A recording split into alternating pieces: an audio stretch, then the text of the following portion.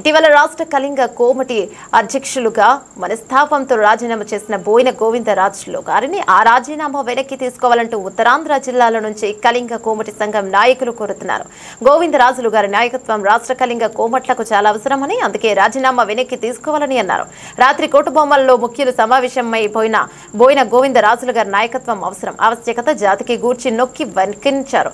గత 4 రోజులుగా చిన్న పెద్ద తారతమ్యం లేకుండా ఆయన రాజీనామాను వెనక్కి తీసుకోమని కోటబొమ్మాలి వెళ్లి అభ్యర్థించడం, వాట్సాప్ ద్వారా రిక్వెస్ట్ చేయడం. ఒక్కసారి కులంలో విలువ ప్రాధాన్యత అర్థం చేసుకోండి. కుల ప్రయోజనాల కోసం, భవిష్యత్తు తరాల విద్యుత్ కోసం ఓబీసీ మీ నాయకత్వంలో సాధించాలని ఎదురు చూస్తున్నారు.